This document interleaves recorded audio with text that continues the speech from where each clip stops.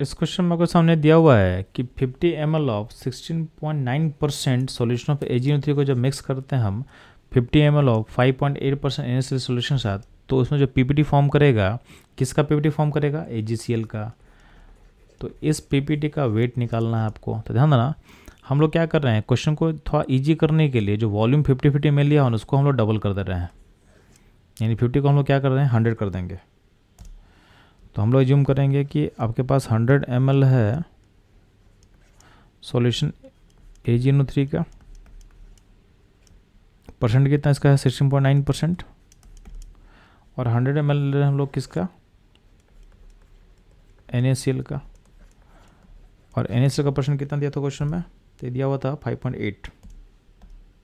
तो ये आपके पास कितना दिया चलो, 5.8 दिया हुआ है। अब चूंकि हम लोग 100 ml के क्वेश्चन बना रहे हैं, तो मेरा जो भी आंसर आएगा बाद में उसको हम क्या करेंगे, हाफ से डिवाइड कर देंगे, उसको हाफ कर देंगे, क्योंकि मेरे को चाहिए इन्फॉर्मेशन किसका, 50 ml का चाहिए था। तो मेरे को 50 ml का जो मिक्सिंग के बाद इन्फॉर्मेशन चाहिए, तो हम लोग क्या करेंगे, 100 के लिए निकालेंगे, उसको हाफ से डिवाइड कर देंगे, बस इतना ही काम करेंगे लास्ट में।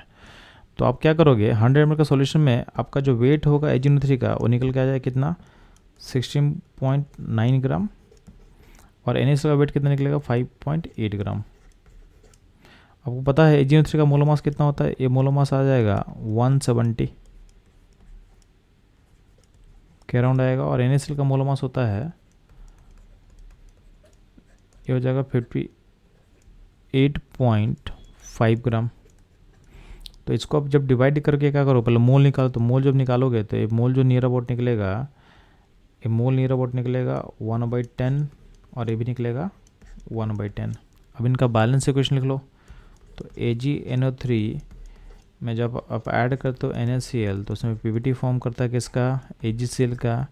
बैलेंस इक्वेशन में कोफिशिएंट 1:1 रेशियो में रहेगा, यानी जितना मोल आप इसको डालोगे उतना ही मोल यहाँ बनेगा। तो चूंकि दोनों का मोल सिमिलर है, तो दोनों इसमें लिमिटिंग रेट की तरह काम करेगा। तो इस केस में ये दोनों ऑलमोस्ट ख़त्म हो जाएगा, और इस PPT का मोल जो ऑलमोस्ट प्रोड्यूस होगा, कितना प्रोड्यूस होगा, 1/10 के अराउंड। अब AgCl का मोलर मास कितना होता है, ये होता है near about 143.3 gram according to question. तो इसका वेट कैसे पता चलेगा, तो इसका वेट कैसे पता चलेगा, तो 1/10 मोल को मल्टीप्लाई करोगे मोलर मास से 143.3, तो ये हो जाएगा आपका 14.33 ग्राम। तो ये हो जाएगा जब 100 ml का मिक्सिंग होगा। तो 50 ml के मिक्सिंग में क्या होगा, आपका जो आंसर होगा जैसे इसका हाफ होगा, तो नियर अबाउट जो आंसर होगा 7 ग्राम के आसपास होगा। तो आपका जो ऑप्शन था, ऑप्शन जो है बी आपका इसका करेक्ट होगा। इस क्वेश्चन में जो मोलर मास का कैलकुलेशन में जो Ag का जो मास लिया हुआ है, लिया हो 107.8 लिया हुआ है।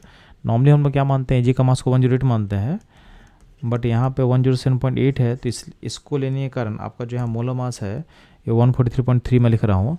अगर आप मास को 108 मानते तो इस केस में 143.5 आता। तो ये माइनर वेरिएशन है, बट इससे आपके आंसर को फ़र्क नहीं पड़ेगा। प्लस इसमें जो आंसर है अपना अप्रोक्स ही आएगा, क्योंकि एग्जैक्ट आंसर का कोई नीड नहीं था यहाँ पे, क्योंकि आपका ऑप्शन काफ़ी दूर है, तो भी आप इजीली अपने आंसर को टिक कर सकते हो।